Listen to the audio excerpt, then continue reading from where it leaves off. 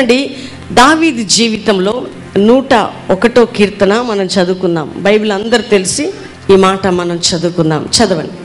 నేను కృపను గూర్చియు న్యాయమును గూర్చియు పాడెదను. నేను కృపను గూర్చి న్యాయమును గూర్చి పాడెదను.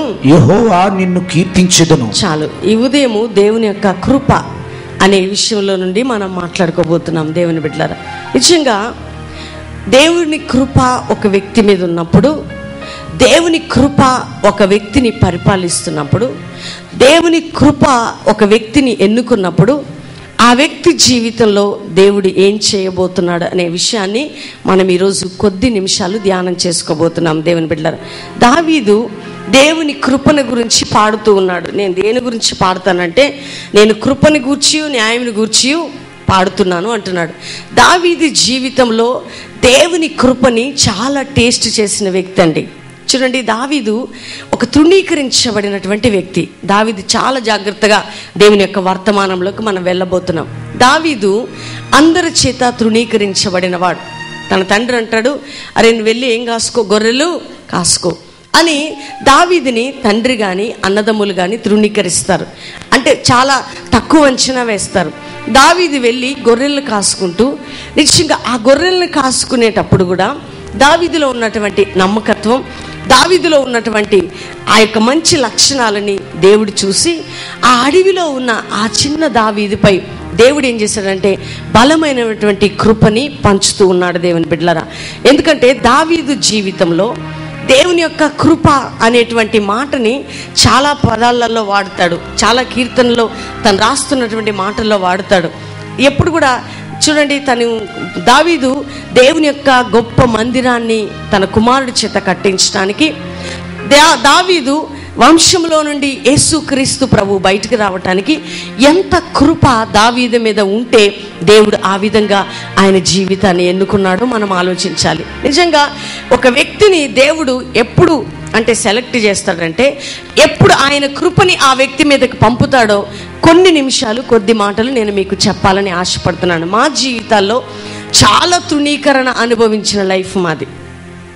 అందరూ ఉన్నా ఎవరు లేని స్థితిలోకి వెళ్ళిన జీవితం. దేవుని బిడ్డలారా, నిందలలో, ఒంటరితనంలో, అవమానాలలో మేము నేర్చుకున్నది ఏంటంటే, దేవుడు ఆటోమేటిక్గా మేము ఏం చేసేవారంటే, ఎవరైనా నిందించినప్పుడు ఒక సంఘంలో ఉన్న కుటుంబం నుంచైనా, బంధువుల నుంచైనా, రక్త సంబంధికుల నుంచైనా నింద, అవమానం, వ్యతిరేకత వస్తున్నప్పుడు మేము చేసిన మొదటి పని మీకు చెప్పాలని ఆశపడుతున్నాను. మౌనముగా ఉండటం నేర్చుకున్నాము. దేవుని బిడ్డలారా, అది దేవుని కృపకి పాత్రులుగా మమ్మల్ని చేసిందనే ధైర్యాన్ని మేము ముందుగా నేను చెప్పగలుగుతున్నాను. నిజంగా మాకు తెలుసు, ఎందుకంటే దేవుడు ఒక వ్యక్తిని పైకెత్తాలి అంటే, ఆ దేవుడు ఒక వ్యక్తిని ఎన్నుకోవాలి అంటే, ఆ వ్యక్తిని అన్ని విధాలుగా పరిశీలిస్తున్నప్పుడు, పరిశోధన చేస్తున్నప్పుడు, ఆ వ్యక్తి ఆ శ్రమల్లో, ఆ నిందల్లో, అవమానాల్లో ఆయన ఎంత మౌనంగా వాటిని భరిస్తూ దేవునికి నమ్మకంగా ఆ శ్రమల్లో ముందుకు సాగుతుంటాడో, ఆ వ్యక్తి మీద దేవుడు ఏం చేస్తాడంటే బలమైన కృపని దేవుడు అనుగ్రహిస్తాడు. దేవుని బిడ్డలారా, గొనిగే వారి మీద ఆయన కృప ఉండదండి, సనిగే వారి మీద ఆయన కృప ఉండదు, నన్నే దేవుడు ఎందుకు నలగొట్టాలి అనేవారి మీద ఆయన కృప ఉండదు. కానీ ఆ యొక్క శ్రమలు, నిందలు, అవమానాల్లో దేవుని కోసం మౌనంగా నిలబడే వారి మీద ఆయన శాశ్వత కృప ఉంటది అనే సత్యాన్ని ఈరోజు నేను మీకు చెప్తున్నాను. దేవుని బిడ్డలారా, ఎందుకంటే దావీదు చాలా తృణీకరించబడే అనుభవంలోకి వెళ్ళాడు. ఆయనని చూసి ఎవ్వరు కూడా పట్టించుకొని తన సహోదరులు, చూడండి యోసేపు జీవితంలో, దావీదు జీవితంలో కూడా వారిద్దరి జీవితంలో మనం చూసినట్లయితే మనుష్యుల చేత తృణీకరించబడిన వారి మీద దేవుని బలమైన కృప ఉంటుంది అనే విషయాన్ని మనం తెలుసుకోవాలి. ఎప్పుడు కూడా మన మనుషుల ప్రేమల వైపు ప్రాకులాడొద్దు. మనుషులు మనల్ని ప్రేమించాలి, మనుషులు మనల్ని హెచ్చించాలి, మనుషులు మనల్ని ఆశీర్వదించాలి, ఎవరైనా ఆదరిస్తే బాగుండేమో అనేటువంటి ఆలోచన శారీరక సంబంధంగా కలుగుతుంటుంది. దేవుని బిడ్డలారా, ఎందుకంటే నేను ఉట్టిగా ఈ మాటలు చెప్పట్లే, మాకు ప్రజల మనస్తత్వం బాగా తెలుసు.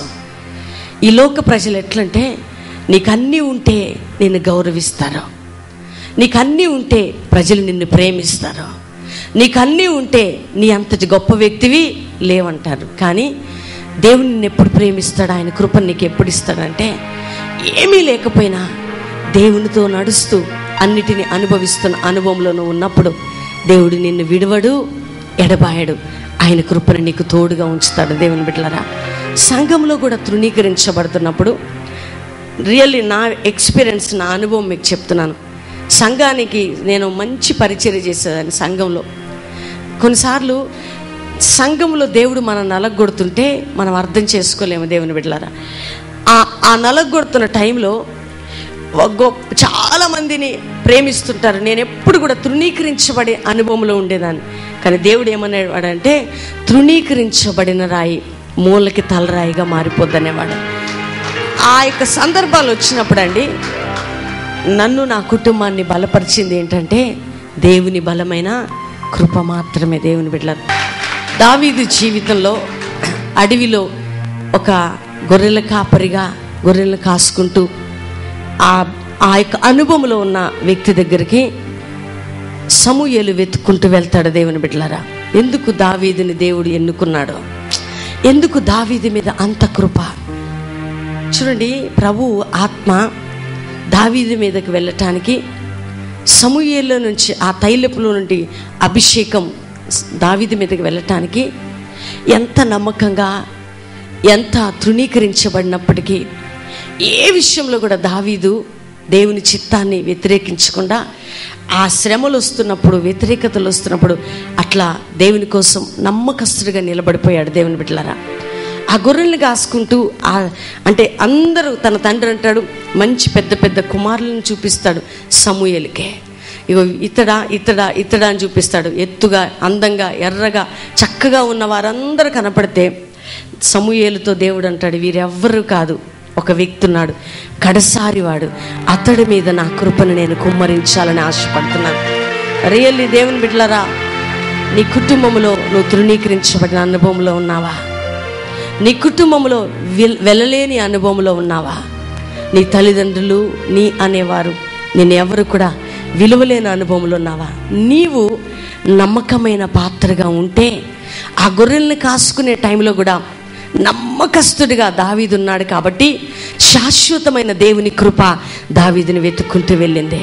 అయితే దావీదుని వస్తూ ఉన్నప్పుడు సమూయేలు నుంచి పరిశుద్ధాత్మ దేవుడు గంతులు వేస్తుంటాడు. దేవుని బిడ్డలారా, ఎందుకంటే నేను కోరుకున్నవాడు ఇతడే అనేటువంటి మాట సమూయేలుతో దేవుడు మాట్లాడుతుంటాడు. అప్పుడు సమూయేలు ఆయన తండ్రి ఎదుట, సహోదరుల ఎదుట దావీదుని తైలపు యొక్క కొమ్ముతో అభిషేకించి, ఆ అభిషేకం ఎప్పుడైతే దావీదు మీద కుమ్మరించబడిందో నాట నుంచి యెహోవా ఆత్మ దావీదుకి తోడుగా ఉంటుంది. దేవుని బిడ్డలారా, రియల్లీ దావీదు శత్రువులు వ్యతిరేకిస్తున్నప్పుడు కూడా చాలా స్పోర్టివ్గా, చాలా చక్కగా మాట్లాడతాడండి. ఎందుకంటే కృప కలిగిన వ్యక్తులు సమయోచితంగా మాట్లాడగలుగుతారు. దేవుని బిడ్డలారా, కృప కలిగిన వారు ఎలా మాట్లాడతారంటే, వారు నిష్ఠూరంగా మాట్లాడరు, కష్టంగా మాట్లాడరు. దేవుడి అనుమతిస్తున్న అనుమతులని, అనుభవాలని ఎదిరించి మాట్లాడరు. కానీ వారు ఏం చేస్తారంటే, దేవుని కృపని పోగొట్టుకోకుండా వాటి విషయంలో నిలబడ్డానికి ఏం మాట్లాడుతుంటారంటే దేవుని స్తుతిస్తూ ఉంటారు. షిమ్మి దావీదుని వ్యతిరేకంగా మాట్లాడుతున్నప్పుడు, దావీదుని భయంకరమైన మాటలు అంటున్నప్పుడు, రాజుగా ఉన్నటువంటి దావీదు చేయగలిగినటువంటి సామర్థ్యం కలిగి కూడా ఏం చేస్తుంటాడంటే, దేవుడే ఇతనికి సెలవిచ్చాడేమో అనే మాట అని ఆ వ్యక్తి తనకి వ్యతిరేకంగా ఉన్నప్పుడు దేవుని వైపు చూస్తాడు, వ్యతిరేకంగా ఉన్న వ్యక్తి వైపు చూడు. అది కృప కలిగిన వారి లక్షణం. దేవుని బిడ్డలారా, మనకి వ్యతిరేకత వచ్చినప్పుడు వ్యతిరేకిస్తున్న వ్యక్తుల వైపు మనకు చూడొద్దు, కానీ దేవుడు ఏ సమయంలోనైనా మనల్ని హెచ్చించగల దేవుడని ఆయన వైపు చూడాలి, వీరి వైపు చూడొద్దు. దేవుని బిడ్డలారా, అది దావీదులో ఉన్న కృప. రియల్లీ దేవుని బిడ్డలారా, నీ జీవితంలో ఈ రోజు వరకు నీకున్న శత్రువులను బట్టి, వ్యతిరేకులను బట్టి మనుషుల వైపు చూడొద్దు, శత్రువుల వైపు చూడొద్దు, లోకం వైపు చూడొద్దు. నీ మీద దేవుడి కృప ఇస్తే, నిజంగా ఆ కృపను నువ్వు పొందుకోవాలంటే ఈరోజు నువ్వు చేయాల్సింది ఏంటంటే ప్రభు వైపు చూడాలి. చూడండి, దావీదు ఎంత చక్కటి మాట అంటాడంటే, యెహోవా అతనికి సెలవిచ్చి ఉన్నాడేమో దావీదుని తిట్టమని, దావీదుకి విరోధంగా మాట్లాడమని దేవుడే అతనికి. చూడండి, మాటల్లో కూడా ఏం పోగొట్టుకోలేదంటే, కొంతమంది మాట్లాడి ఏం పోగొట్టుకుంటారు, దేవుని కృపని పోగొట్టుకుంటారండి. రియల్లీ దేవుని బిడ్డలారా, ఎవరి విషయాలు మనకు అనవసరం. మనము కానీ మౌనముగా ఉన్నప్పుడు, అన్ని విషయాల్లో దేవునికి నమ్మకంగా ఉన్నప్పుడు, చూచుచున్న దేవుని ఎదుట యథార్థంగా ఉన్నప్పుడు దావీదు మీద చూపిన కృపని దేవుడు మన మీద చూపిస్తాడు దేవుని బిడ్డలారా. అందుకని ఇర్మియా గ్రంథము 31వ అధ్యాయము దేవుడు ఈ సంవత్సరంలో, రాబోతున్న సంవత్సరంలో మన అందరికి ఇస్తున్న వాగ్దానం దేవుని బిడ్డలారా. 31:3 వచనం త్వరగా చదవాలి, త్వరగా. చాలా కాలం క్రిందట యెహోవా నాకు ప్రత్యక్షమై ఇట్లనెను, శాశ్వతమైన ప్రేమతో నేను నిన్ను ప్రేమించుచున్నాను గనుక విడువక నీ ఎడల కృప చూపించుచున్నాను. విడువక నీ ఎడల కృప చూపించుచున్నాను. చూడండి, టెంప్టేషన్స్ మధ్యలో, శోధనల మధ్యలో, పోరాటాల మధ్యలో, వ్యతిరేకతల మధ్యలో దావీదు ఏం చేశాడంటే దేవుని కృపని పోగొట్టుకోలేదు. కాబట్టి దేవుడు ఏం చూపించాడంటే ఒక బలమైన కృపని దావీదుకి అనుగ్రహించాడు. కొన్నిసార్లు మనము మాట్లాడి, అనవసరమైన మాటలు మాట్లాడి దేవుని కృపని పోగొట్టుకుంటుంటాము దేవుని బిడ్డలారా. చూడండి, సౌలు అనేక సార్లు దావీదుకు దొరుకుతాడు. శత్రువు చేతికి దొరికితే ఎవ్వరు కూడా వదిలిపెట్టరు. కానీ దావీదు నిజంగా ఆ టైంలో కూడా దేవుని కృపకి పాత్రగా ఉండటానికి తను పోగొట్టుకోవాల్సింది ఏది కూడా పోగొట్టుకోవద్దని, అభిషేకించబడిన వాడిని ముట్టకూడదని, శత్రు విషయంలో కూడా శరీర తలంపు ప్రయత్నం చేయకుండా దేవుని వైపు చూశాడు దేవుని బిడ్డలారా.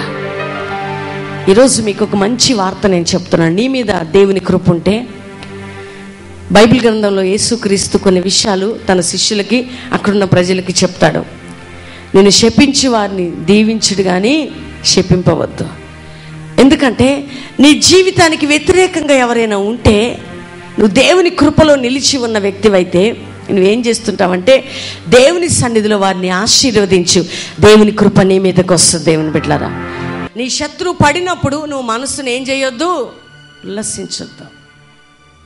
రియల్లీ దేవుని బిడ్డలారా, ఈ విషయాల్లో దావీదు చాలా తన జీవితంలో దేవుని కృపని కాపాడుకున్నాడు. ఎంత సౌలు దావీదుని రెచ్చగొడతాడండి. దావీదు జీవితంలో దేవుని కృపని పోగొట్టడానికి సౌలు మాటలు చాలా గాయపరిచే మాటలు వెంటాడుతూ ఉంటాడు. కానీ ఆ టైంలో దావీదు ఏం చేస్తాడు తెలుసా? అభిషేకించబడిన వాడిని ముట్టకూడదని ఎప్పుడైతే విడిచిపెట్టి, నా దేవుడు ఆ విధంగా చేయొద్దన్నాడని దేవుని కృప, దేవుని వైపు చూశాడు దేవుని బిడ్డలారా. దావీదు రాజ్యం బలంగా స్థిరపరచబడగలిగింది దేవుని బిడ్డలారా.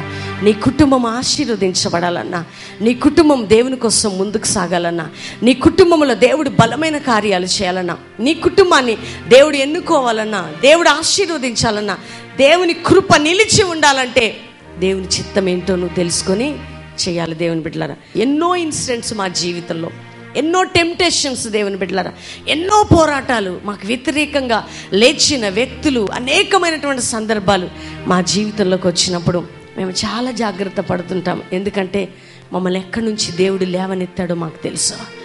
మేము ఎంత భయంకరమైన స్థితిలో నుంచి బయటకు వచ్చామో మాకు తెలుసు దేవుని బిడ్డలారా. ఎందుకంటే మాకు తెలుసు మేము ఎక్కడి నుండి పైకి వచ్చామో, ఎందుకు ఇన్ని గంటలు నిలబడి ప్రజల కోసం మేము ప్రార్థన చేస్తాం, ఎందుకు ప్రజల నీడ్స్ వింటుంటాం, ప్రజల యొక్క ప్రార్థన విన్నపాలు తీసుకుంటుంటాం. మాకు తెలుసు దేవుని బిడ్డలారా, మేము పొందిన కృప అది బలమైన కృప. దానిని పోగొట్టుకోవటం మాకు ఇష్టం లేదండి. దానిలో నిలిచి ఉండాలి అంతే. ఆ కృపలో మేమేమి కావాలి? నిలిచి ఉండాలి. లేదు దేవుని బిడ్డలారా, నీవు కృప పొందిన వ్యక్తివైతే దేవుని సన్నిధిలో నువ్వేం చేస్తావంటే నిన్ను నీవు తగ్గించుకుంటావు. దేవుని కృపకి ఇంకా పాత్రుడిగా ఉండాలంటే 2013 సంవత్సరంలో అత్యధికంగా దేవుని నిన్ను దీవించాలంటే, అన్ని విషయాల్లో నువ్వు మోల్డ్ కావాలంటే, దేవుని కృపని సంపాదించుకోవటానికి నిన్ను నీవు సమర్పించుకోమని పరిశుద్ధాత్మ దేవుడు ఈరోజు నీతో మాట్లాడుతుండగా ఒక్క నిమిషం కుడి చేయి పైకెత్తి కళ్ళు మూసుకొని హృదయాన్ని తెరిచి దేవుని ఆత్మకి మన జీవితాలని సమర్పణ చేసుకుందాం. అందరం కూడా కళ్ళు మూసుకుందాం, కుడి చేయి పైకెత్తుదాం.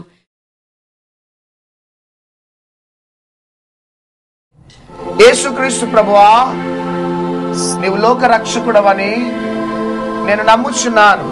కల్వరి శిలువలో రక్తం కార్చినావని నేను నమ్ముచున్నాను. నీ రక్తం ద్వారా నా పాపాలు, సర్వమానవాళి పాపాలు కడగబడ్డాయని నేను నమ్ముచున్నాను. నీవు చనిపోయి పాతి పెట్టబడి 3వ దినమున మరణమును జయించి లేచినావని, పరలోక రాజ్యం ఆరోహణమైనావని, మరలా రాబోతున్నావని నేను నమ్ముచున్నాను. తండ్రి, నేను తెలిసి తెలవక చేసిన ప్రతి పాపములను దయతో క్షమించి నన్ను నీ బిడ్డగా స్వీకరించుము. నా హృదయంలోకి రమ్ము, నాకు దేవుడిగా ఉండుము. యేసుక్రీస్తు నామములో నా పాపాలని క్షమించినందుకు వందనాలు. యేసుక్రీస్తు నామములో అడిగి వేడుకొంచున్నాము తండ్రి. ఆమేన్, amen, amen. Come on, Prince of Peace. Holy Spirit God, పరిశుద్ధాత్ముడా వెళ్ళు నాయనా. Move Spirit of God. దేవుడు కదులుతున్నాడు సహోదరి. రాజు, ఎవరి పేరు కలిగిన రాజు, నిన్ను రాజు అని పిలుస్తుంటారు. సహోదరుడు రాజు. పరిశుద్ధాత్మ, ఆర్థిక సమస్యలతో బాధపడుతున్నావు రాజు. దేవుడి రాత్రి నిన్ను పిలుస్తున్నాడు Raju. Move spirit of God. తాకేసయ్యా పరిశుద్ధాత్మ, తాకు నాయనా. హోలీ స్పిరిట్ గాడ్, విడుదల కలుగుతున్న రాత్రి, అద్భుతం జరుగుతున్న రాత్రి, ప్రతి చీకటి రాజ్యాలు కుప్పకూలిపోతున్న రాత్రి. పరిశుద్ధాత్మ, మీకే ఆరాధనేసయ్యా. మిమ్మల్ని ఆరాధిస్తున్నామా.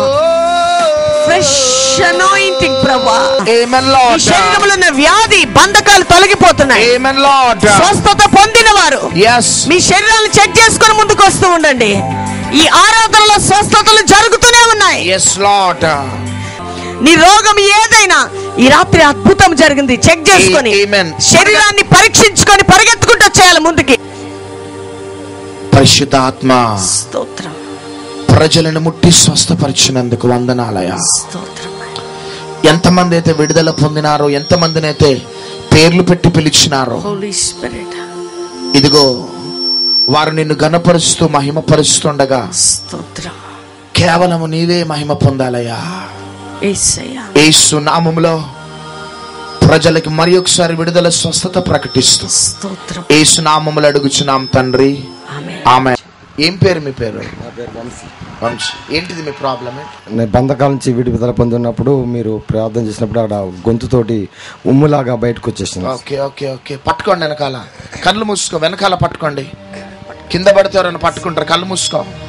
Touch touch. మోకాళ్ళ నొప్పులతో వచ్చినాను, ఇప్పుడు మోకాళ్ళ నొప్పులు తగ్గిపోయింది. గట్టిగా చప్పట్లు కొడదాం. ఎన్ని సంవత్సరాల నుంచి బాధపడుతున్నారు అంకుల్? సంవత్సరం నుంచి.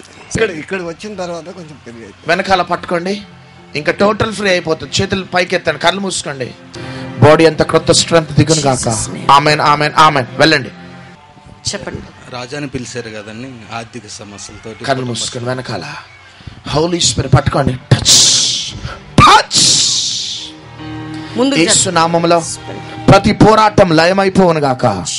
విడుదల in Jesus mighty name. Amen, amen, amen, amen. సీడీని ప్రిపేర్ చేసి ఇదంతా వాసిందమ్మా, మొఖం అంతా జిలా వాసింది. అదే ఇక్కడ అంతా వాసింది కదా, నేను అయ్యగారు ప్రార్థన చేస్తుంటే అంత నాకు జిల తగ్గింది, ఇదంతా పోయింది. ఇప్పుడు ఎట్లున్నది? ఎంత తక్కువైంది? అంత తక్కువైంది, అంతా ముఖం అంతా తక్కువైంది. చప్పట్లు కొడదాం. నీకే మహిమ కలుగును గాక. టచ్. ఆమేన్. వెళ్ళ. అని పేరు పెట్టి పిలిచారు, సమస్యతో ఉన్నదని.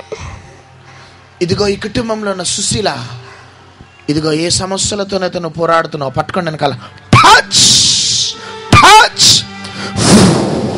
Jesus name. బంధకాలు తెగిపోను గాక in Jesus name. Amen, amen, amen, amen. Aruna కుటుంబ సమస్యలతో వచ్చాను మేడం. పేరుతో పిలిచారు. కరీంనగర్ నుండి వచ్చాను. ఇదిగో నువ్వు ఏ కుటుంబంలో ఏ బంధకాలతో పోరాటంతో ఈ స్థలంలో అడుగుపెట్టినావో తల్లి, 2012 ఎట్లా గడిచిపోయిందో, కానీ దేవుడు నిన్ను ఈ స్థలానికి నడిపించింది నిన్ను దీవించడానికి. పట్టుకోండి వెనకాల.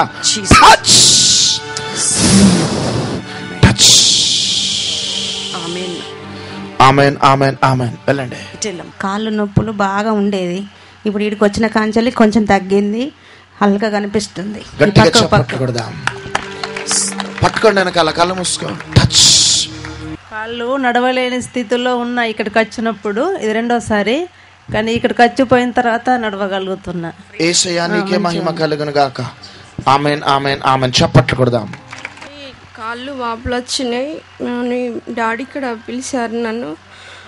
హాస్పిటల్కి వెళ్ళినా కానీ తక్కువ కాలేదు. ఎన్ని మందులు వాడినా కానీ ఇప్పుడు దేవుడు నన్ను ముట్టి స్వస్థపరిచి. చప్పట్లు కూడా దేవుని మహిమపరచుదాం. ఎప్పటి నుంచి బాధపడుతున్నావు తల్లి? 1 month అవుతుంది. ఇప్పుడు స్వెల్లింగ్ పోయిందా మొత్తం? పోయింది. ఎక్కడి నుంచి వచ్చారు? మిట్టపల్లి, జైపూర్ మండలం. తండ్రి నీకే మహిమ కలుగును గాక. Jesus mighty name. Amen amen amen.